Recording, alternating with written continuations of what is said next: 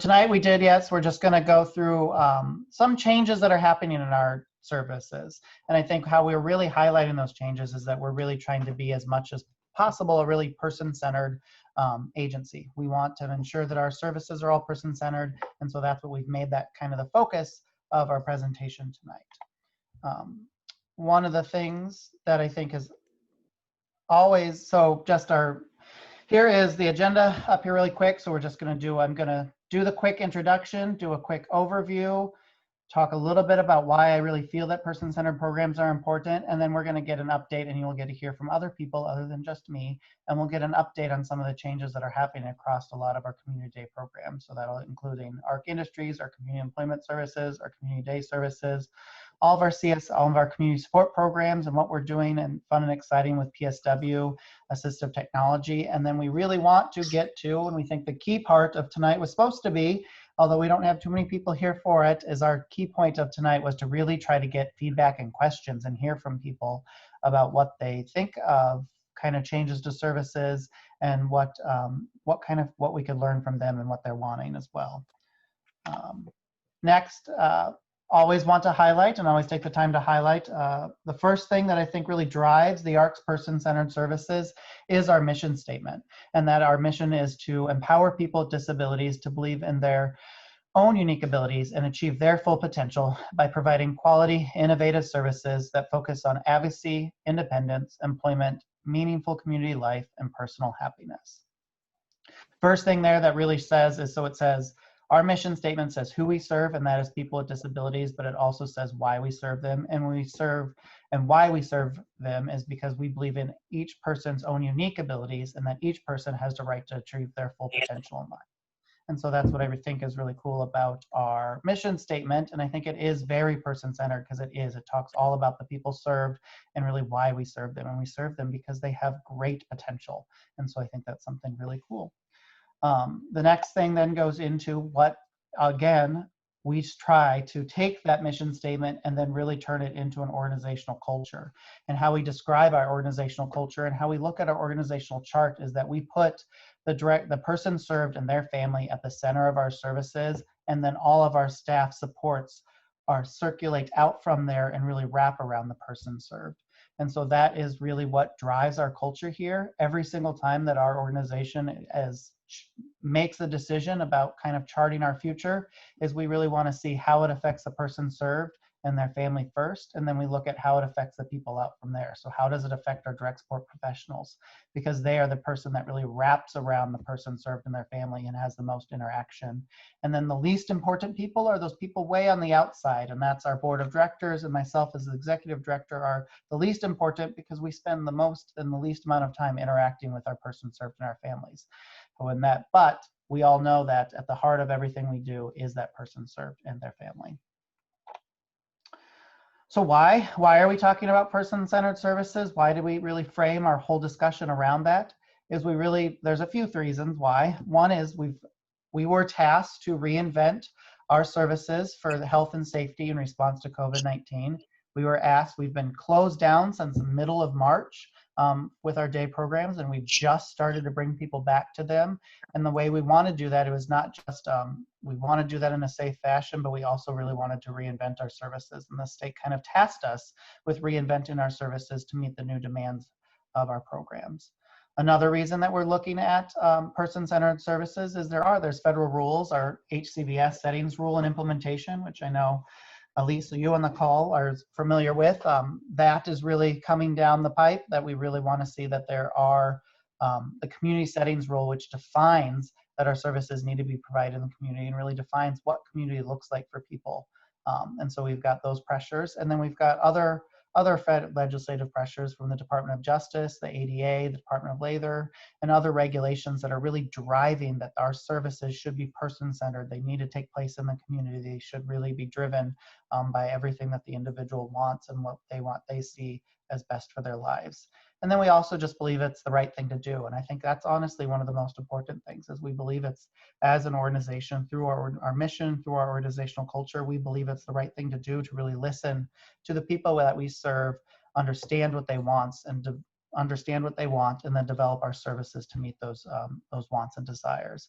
And so that's really what brings us here tonight. That's really what we strive for in all of our services, to make sure they're as person-centered as possible. And so that's why we kind of framed our discussion tonight around that. And so it's, I think, and that is it. The next I wanted to just really hit, so a big thing of what's driving this change is all of the additional COVID-19 and the safety measures. So I was just going to hit really high level. We've got what we've done here at the ARC to make sure that our individuals in our community day programs and our day programs and the activities during the day are safe, as we're doing additional cleaning procedures. We've got one person in the bathroom at a time. We've got people cleaning the facilities. We've got extra wipes out, extra all sorts of cleaning products out that we've got out for people to use. We've also have face coverings are required for staff, visitors, and people served. So we've got that. It's required for everyone that enters our facilities is to have a face mask on. All staff are wearing them. We require, if a visitor comes into the building, to wear them. And then we're also at this point asking that the people served wear them as well, which is kind of one of the criteria for returning to our programs at this point. We do complete health screenings occur prior to being picked up for the individual served. So prior to them getting on a bus or getting transported to the Arc of the Quad Cities area, they're having to do health screenings. And then we also require those same health screenings of all staff and visitors that come into our buildings. Our programming has been changed to ensure social distancing, smaller group sizes, and we minimize contact between people so that if we ever do get someone that is sick or ill, that they really minimizes who they've had contact with. And those have completely changed our programming at all of our sites, and we'll kind of get into that more as we get into the individual programs. We've increased hand washing and sanitation, so it's making sure that we've got hand sanitizer throughout the building and available for use by both our staff, again, visitors, and the people that we serve, and then also encouraging that we're regularly going to the restrooms and doing and hand washing.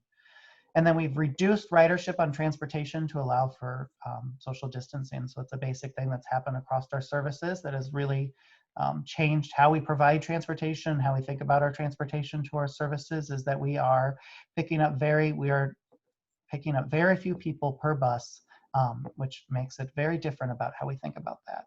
We have all of this stuff is available on our website. So if you go to the CDS, the Community Day Services section of our website at arcqca.org, you can find a whole FAQ that goes through all of this information on our website and kind of digs into it a little bit deeper if your really main concern is about kind of our COVID-19 safety measures. We also go over all of these whenever anyone comes into our programs. We kind of do an orientation for people and to make sure that they have this information and have it available to them. Then next, so this is where the good part of the presentation is, where I get to start to pass it off to some other people that get to talk about the programs that they are passionate about. So first up today is going to be ARC Industries, and I'm thinking, Sue, you're going to talk about that? Yes, I am. At ARC Industries, this COVID situation and the challenge that we are required to meet with the Department of Human Services in,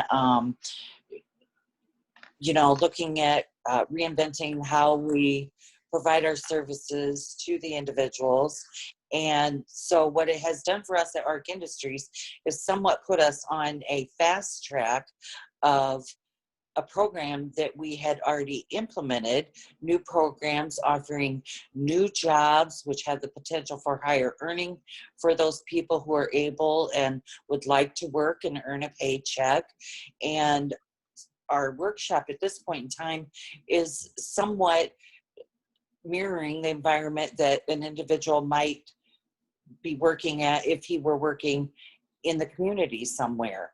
The kinds of jobs that we offer, just the basic environment itself, but all the while still providing support to these individuals who need it in the way of training and coaching and encouragement along the way in order to, help them feel comfortable and supported in that environment of working. And so we're not getting away from, you know, necessarily what we did before, but we feel like that we're somewhat taking it to the next level. And we think that ARC Industries, you know, is still ready to provide and able to provide a very good resource to our community of disabled people in the line of working and earning a paycheck. And so we're following all the necessary procedures as outlined in our provider preparedness plan. The individuals that have returned to work so far, which is only really about 1/5 of our population, they're able to follow all the new procedures, the mask wearing, the hand washing, the hand sanitizer, all of that. They're doing really well in that area.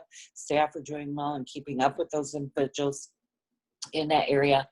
And when it comes to person-centered planning, we are, you know, looking at each individual and what their strengths are in the area of working. And we're trying to, you know, design their programs and their plans that they would align with what's happening with them in their work environment. And so it's different than it was before, but a lot of it is still just basically the same. We're there to provide work opportunities for individuals with disabilities.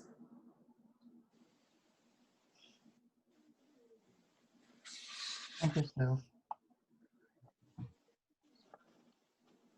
Thank you, Sue, and thank you. We've got a great Does anyone have picture. questions? We'll go. Yes.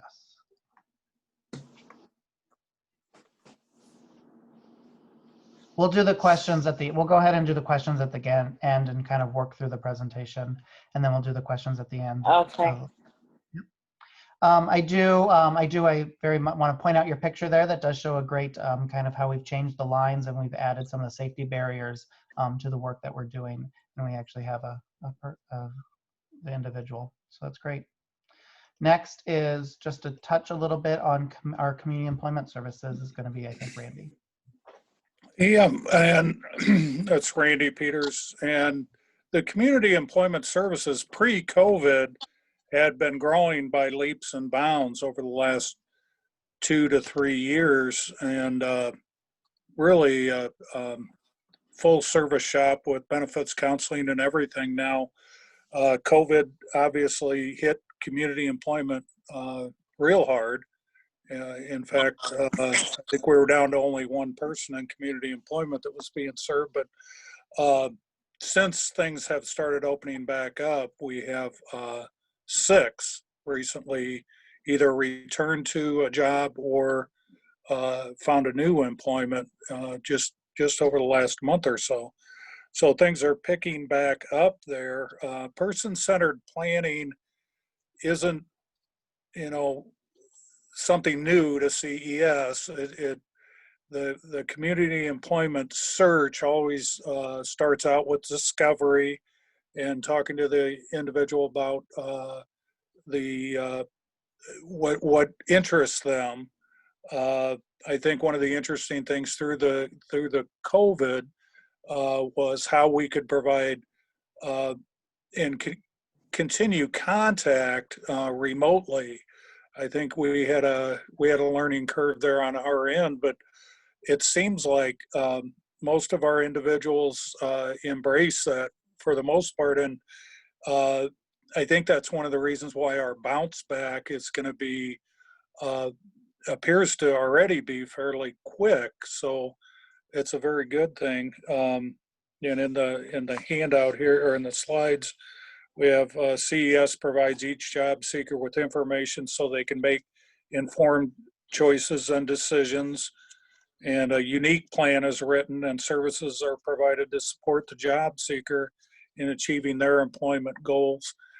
And, you know, there's a lot of twists and turns to that where an intermediate job, a job to get to a job and things like that. And what we're experiencing again pre-COVID was a lot of transfer between ARC Industries and community employment, and that was really encouraging on both sides. So, and I think that's going to continue also on the, when we find our way out of this, where we have more of that people may embrace community employment more in the future. So it's been an interesting ride for sure, but things are definitely looking up on community employment.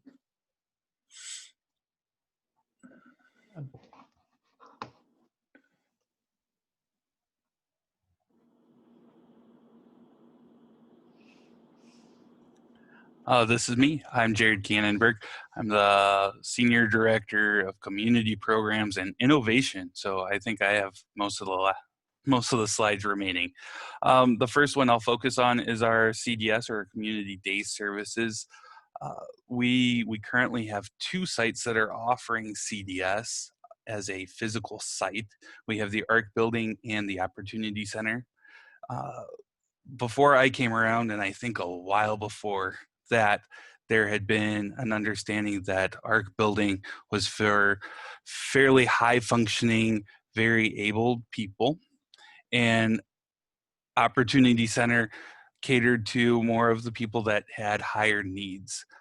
That is a focus that I have tried very hard to reinvent since I came on with the ARC, and I think COVID has helped me push that a little bit farther. We're working now more with the idea of cohorts. People are going to be going daily and seeing their common friends with, as I bullet point number 2, we're working hard to group the cohorts as people that have like interests, not like abilities. I think that's the key part. When people have a common interest and a common goal in mind, you don't see inabilities or abilities, you see fun. And that's my goal for the cohorts right now.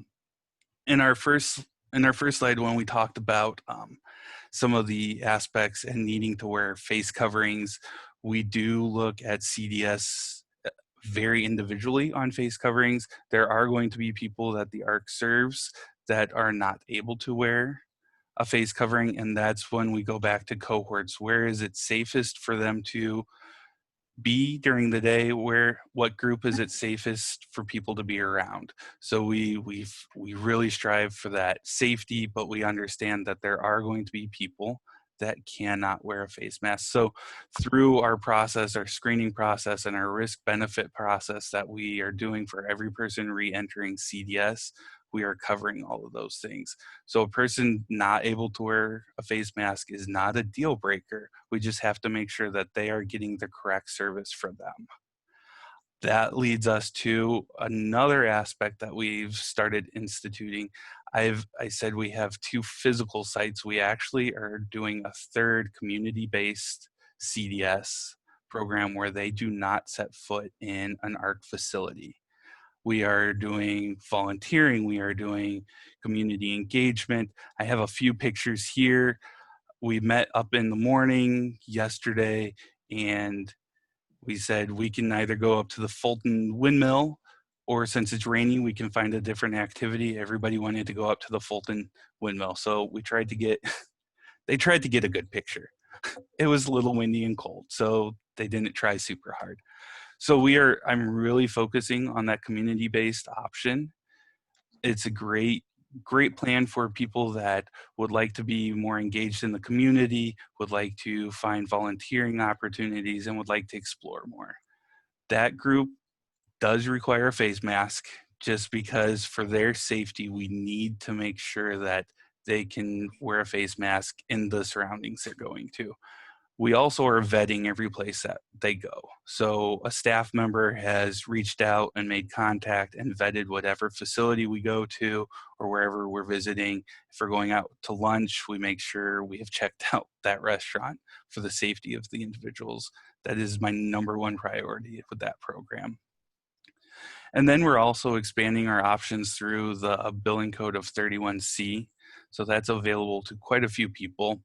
But the state has come out and said that we can start looking at doing CDS on the weekends. We can start looking at CDS activities in the evening.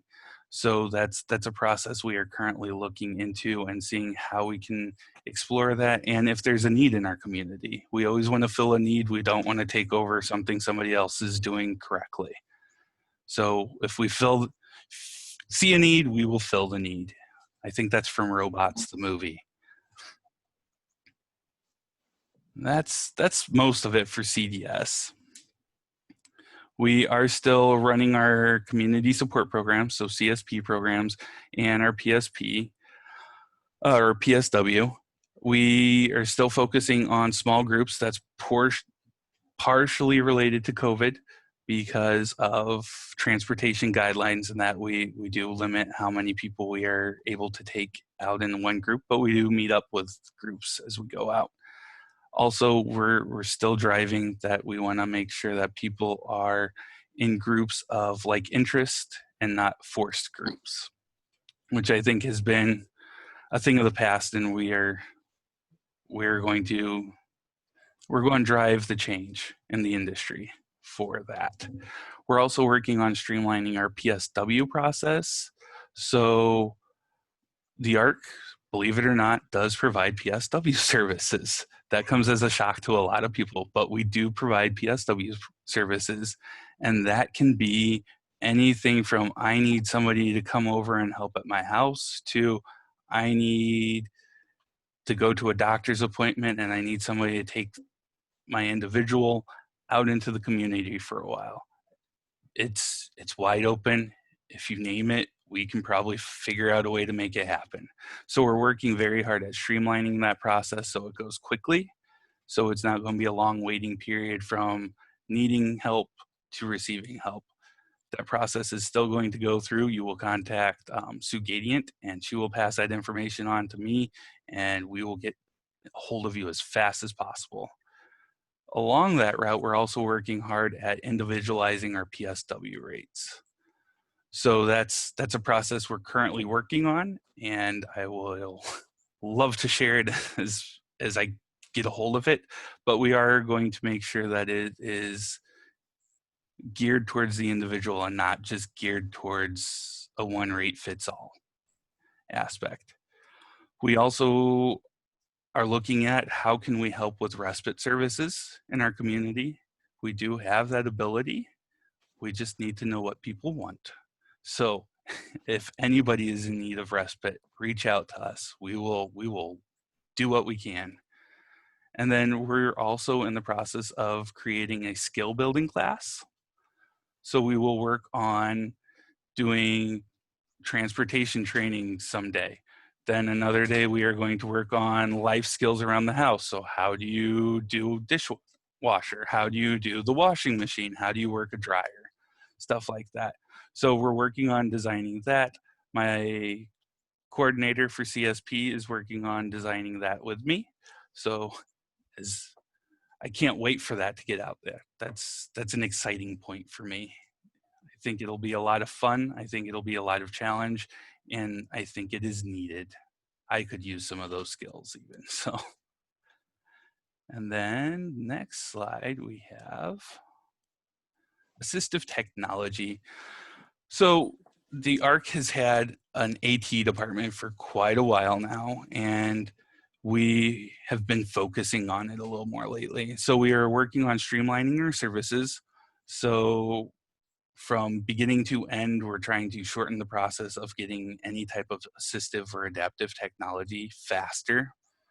We are working to expand our understanding and the community's understanding of what assistive technology is versus adaptive technology. A lot of people understand assistive technology to be the same as adaptive. So we're looking at wheelchairs and things like that.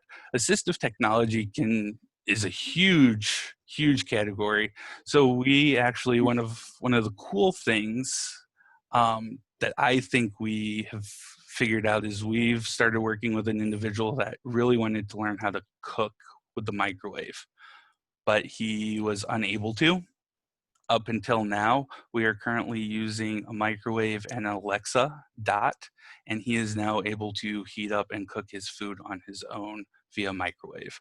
So I think that's one of the success stories of our assistive tech, and we're always looking at more ways we can expand that or how we can help people. And then building more adaptive tech funding outlets is something that I know Michael has been looking at and we've been working hard at. We want to make sure anybody that needs adaptive technology can afford adaptive technology. It is not cheap. So we are looking at how can we write grants, what grants can we tap into, what funding sources can we tap into.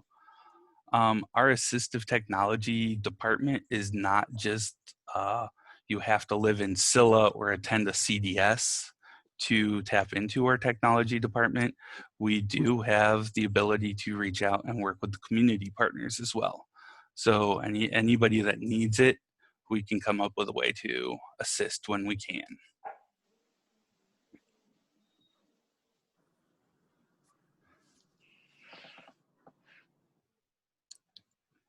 So that brings us to what we would see as the most important part of this presentation, but we really just have Elise here to hear from. Is really we want to just kind of hear feedback and questions, and we had hoped to really have that be a big part of tonight's presentation. Do we want to go ahead and just unmute for questions? I know we've got one question in the chat too from Sue Gadian, but.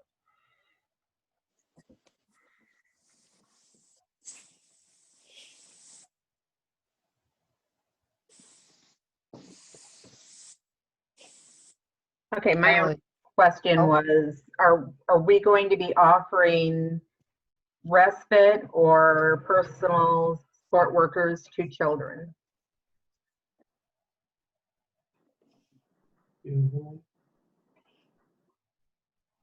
I mean, so it's going to depend on the funding source. I mean, so if you've got the child-based services or so, I mean, we can't do it when we're not signed up through DCFS to do anything that runs through them for licensing. Okay.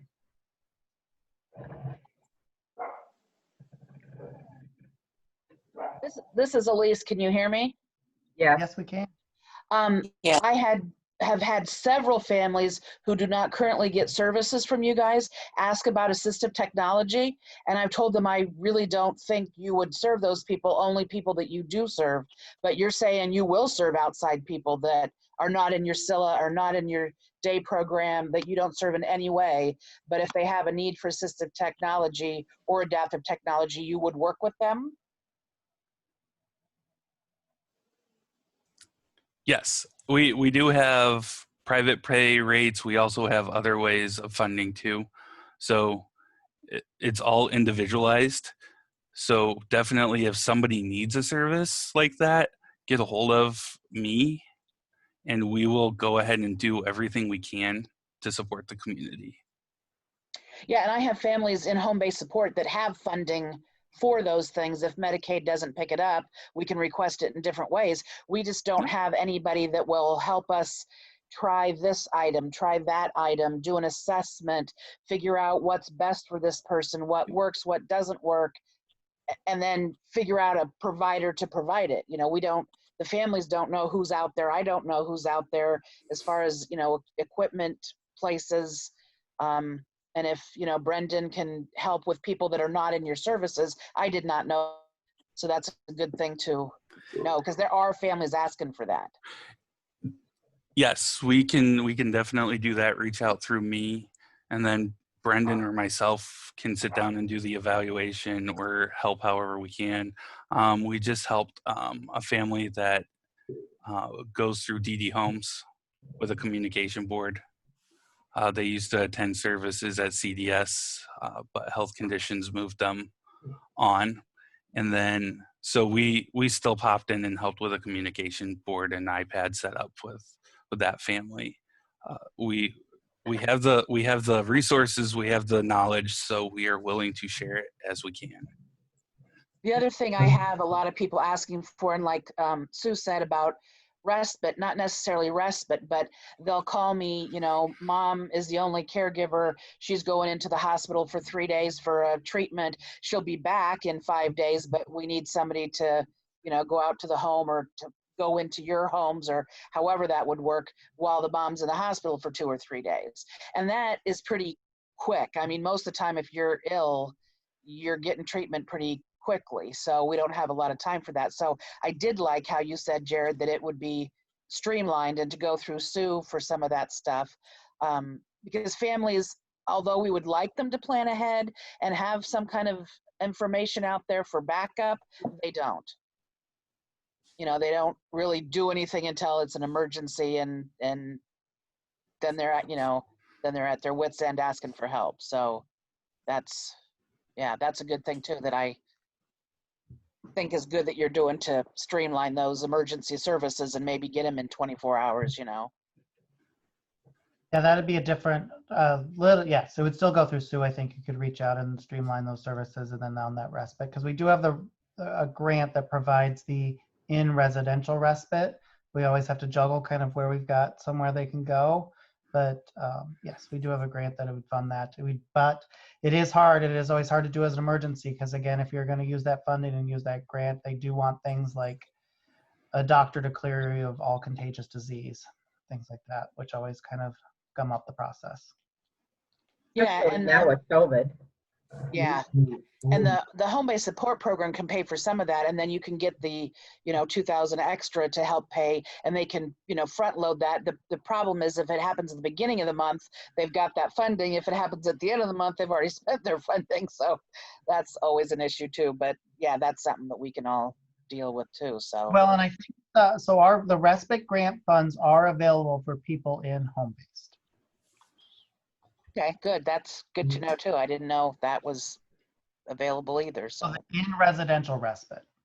We could also do it in a very individualized basis with just their monthly allotment of home base, using like maybe a kind of patchwork of PSW or things like that as well. But the in residential that we'd use the state grant, and we've done it with someone that was in home based already. okay, And we good. crossed our fingers on the billing and it went through. So, Good. I think one of the things that COVID is really allowing the ARC to highlight is we are a community asset and a resource that is underutilized. And we have all of these avenues that are possibilities.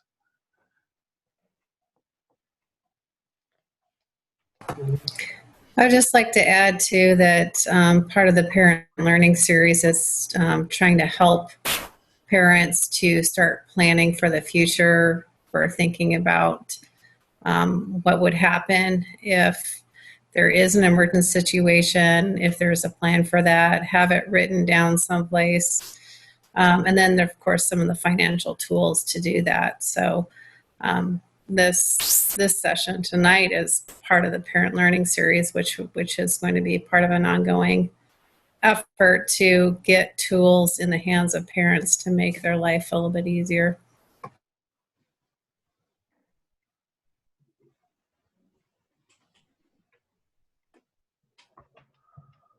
other feedback or questions, Elise? We welcome them. Nope. Anything?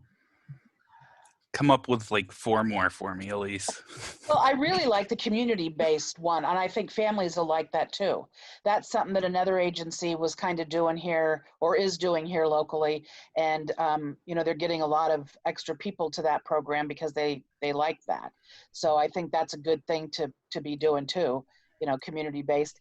The other thing, like you said, with that guy learning to use the microwave, you guys have that beautiful kitchen over at ARC Industries, and now during COVID, I don't know how that would all work, but people want a Tuesday at 2 cooking class where people can go from 2 to 3:30, pay, $10, $12, whatever the fee would be, and have a little small, cooking class that PSWs and outside PSWs, I have a lot of PSWs who are family members, and they would bring their family member to that cooking class. So they would have, staff there for them, and it would just be some kind of an arranged, cooking class kind of thing.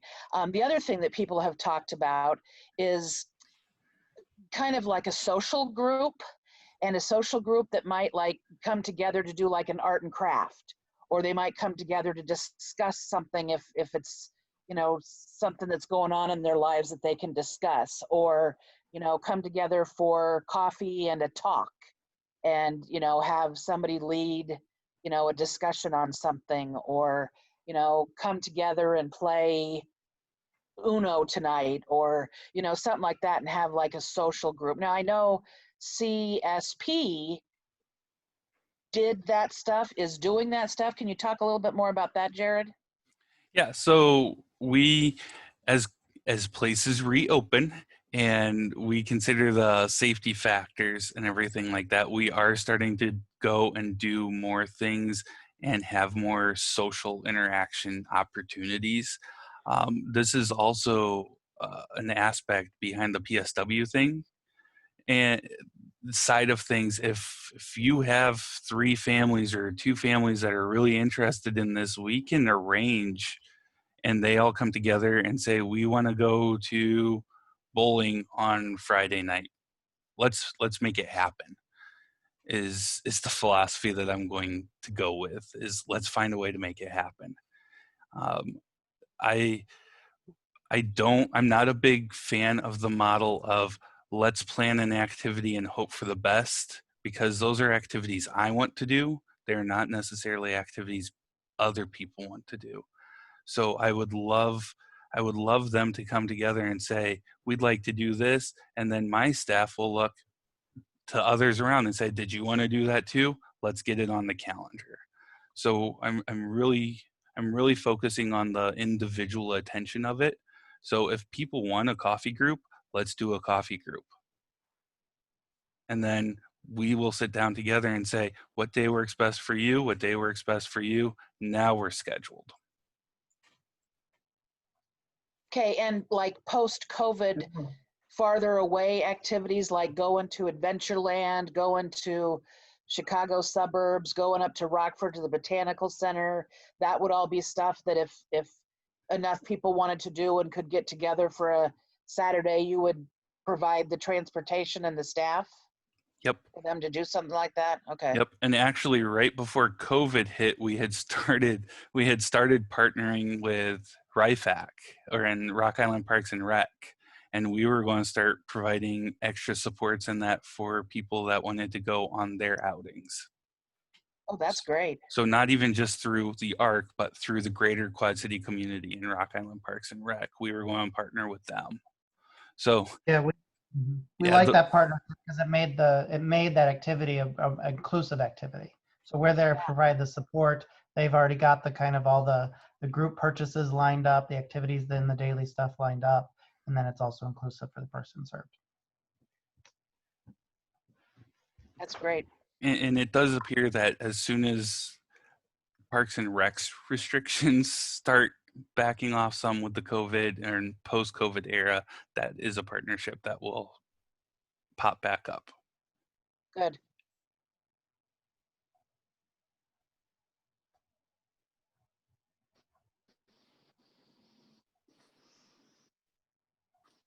How are you disseminating this information to people like me, to ISCs, and to the other families? I mean, it doesn't seem like there's tons of families on this. How are you getting this to them? Because I feel like I'm a big part of that. They ask me questions that they don't necessarily always ask you guys, wanting to know what's out there in the community, where they can find it, things like that. So, we need to know that, which is why I'm on here tonight. And I just wish we had more family participation, and maybe I can help with that too. Talk to people who are asking questions and say, hey, there's this, web series that you can look at and go to and get more information and be part of that, because I think this is a great thing that you guys are doing. I just, hope for 100 people to participate. So. We share in that hope. This is Sarah, just talking about a little bit about the communication piece of this. Actually, when we had the series before, we had 30, even 50 people signing up for an in-person. So we were a little bit surprised to see that we had low participation rates. Going into, a free Zoom call that's pretty accessible for everybody. But it is an ongoing question that we have, is how do we best you know, look at our outreach efforts and reaching both the parents that we serve as well as the potential families that are out there and need services. Yeah, and a lot of families, I do it with my experience and stuff, don't have computers in order to do this stuff. Some families do, and I can email them things and they back to me. But some families, I have to do everything in the mail because, they True. don't have a computer, they don't have access to that stuff. And that's not a lot of families anymore. Most of them have, their cell phones that they could do, but a lot of them don't know how to do that. So that might be something too, that have a day, everybody bring in your cell phones and we'll show you how to Zoom meeting on your cell phone. I think people are afraid and don't know. Older, families are afraid and don't know how to do that. So that might be something too that you guys can just, Mhm. Not have people be afraid to use their phones or computers, and we'll show you how. It's just easy. You click this link, and they just don't know how to do that. So That's a great point. We found that we reached out to families about a year ago and just asked for an email that we could send them information. And some of them didn't even know what an email was. So it was kind of a wake-up call for us to realize that there is this kind of digital divide just within the parents that we serve. And a lot of it is because of demographics, obviously, but yeah, we're looking at different ways to structure our approaches on reaching out to folks. I go back, Ali. I think that was a great question or a great comment about or bringing on this conversation. But I go back even, so we used to hold family coffees every April, and we would mail to everyone. We would email to everyone. You'd get hard copies in the mail, tell them to come. You'd get postcards of it, and we'd still only get about maybe 6 to 8 families that would participate in that. And it's kind of similar stuff. Learn about our services, learn about what stuff is changing. So we've always struggled with even engagement, even when we could meet in person. Obviously, clearly we're struggling when we're meeting in a virtual world as well. I think, so that's part of that with our families and family engagement. And then I do see, and I agree with you, Elise, that I think the ISCs are vital to communicating with our families as much as possible. So I think this is something that I think we'd be willing to do this presentation again, if it's something we can schedule through Prairie Land or something, or if we can really, if you think you could get more interest just to talk through other questions people have and to learn more about our services. We do, I think, and struggle with, we know we have people that really communicate just through the mail or communicate with letters that are sent home in lunch boxes and things like that. But it's really hard to, I think, communicate a true person-centered philosophy on a piece of paper, because that piece of paper, if you're really doing it person-centered, that piece of paper is going to look different for every single person. yeah. And I know Elise Molly has reached out to me, and she had a conflict on her calendar for tonight. But I've offered up I could meet with her over the phone and go over most of everything that was covered. And now that it's recorded too, I can share that out too with her. Yes, you and I have spoken a few times about I'm working very hard at making sure that my communication is strong with the ISC, and making sure when I am implementing a new program or something like that, I am remembering to reach out to you guys and letting you guys know. So you are definitely one of my forethoughts as I'm working on communicating. Good. Yeah, because the more information we have, the more information we can give to families, the better it is for everybody. So, and every time I have questions, Jared, I call you and you get me the Yep. answers and stuff. So that's great. For the most part, you have a direct line to me. Unless I'm already on the other phone, they know to forward your calls to me. I will say that one of the aspects that Brendan and I are working on with the AT idea is we're starting to approach the next wave of people that are coming out of the school district with all of this assistive technology and Yes. all of this computer work available. So we want to make sure that we are up to snuff with what the school districts have going on, and we can continue that smooth transition out. So we've been working very hard at that. We have a couple younger folks that have started making that transition, and I think it's going pretty well for them. So that's a good sign for me. I was speaking with a family today who their child has been out of school for 3 years now, and they just got picked on the buns poll. And so we were talking about assistive communication. They're like, oh yeah, she used to do it in school, but it's been 3 years now. She hasn't had any. I don't know what she remembers, what she doesn't remember, what she can do, what she can't do. And that's why I said, you know, I wasn't aware that if this family doesn't choose you guys for any other service, if they could still get some assistive technology from you. And I just didn't know what to tell the family, but now I know what, you know, that you will, and I can send them your way to see what, you know, what you guys can do to help figure out what she needs and if she's even remembers anything. So that's a good idea to work with the schools to see, because there is going to be that gap between when they graduate from school and they don't yet have support services. So, yeah. And I think I can speak for all of us. We don't want to see a backslide. We don't want to see skills that people have learned go away. We want to try and keep as many skills intact as possible and build on those.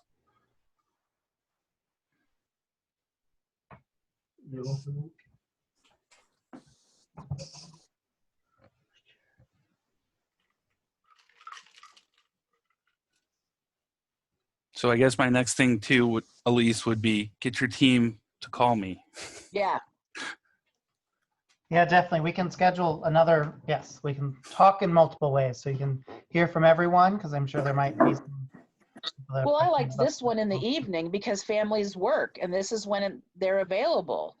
But, you know, some of my coworkers obviously couldn't make it because they have other plans in the evenings and they've got kids' activities and stuff. But yeah, my coworkers could certainly do it, you know, during the day and contact you to, you know, to do it with multiple of them. I think they were all interested, but, you know, I'm the only one that has time at night sitting around my house with COVID, you know, waiting for, you know, getting social isolating here by myself. So, yeah, so I think that I certainly will send them all an email and tell them it was, you know, informative and to try to get with you to get more information. So, yeah. Thank you. Definitely. That's great. And I would love to get the video as well, because I can send out bits and pieces of it as teasers to, you know, if we're going to reschedule and have something perhaps in the spring or even later this fall, we can have a little bit more tools in our toolbox. Let us know what this session is about. Yep. When I'm on the network tomorrow, I will upload it. And then I just want to, because it's in my head and I want to tell at least the other ARC people on the call here, I'd be curious if, because we reach a lot of our families actually through Facebook. I'm curious if we should try to do something through a Facebook group or something. It might, some of the families that are scared of trying a new technology or trying Zoom might be more comfortable with a technology they use on a regular basis. Yeah. I think that's a really good idea. I mean, we see them post the comments on our posts. Yeah, I think that's where we see the most interaction. I would set up have it go through YouTube, because you can do better panel discussions like this through the YouTube, and then it just crosses over into Facebook. Sounds like some learning. More learning. Yep. Sounds like a Jared job. Jerry. We'll talk.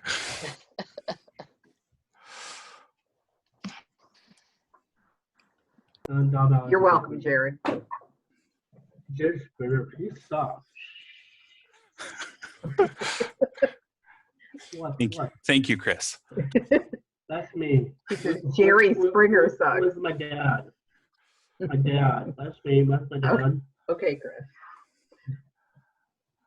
Oh, thank you. That was a great end to, I think, our call or to our, our Zoom meeting tonight. I think So yeah, thank you guys all for spending an evening with the ARC here. Yeah, on thank the you. Zoom. Yep, and thank you, Elise, for joining us. Okay, And Amy. Hi, Amy. Bye, Amy. bye. Bye. Bye. Thanks, everybody.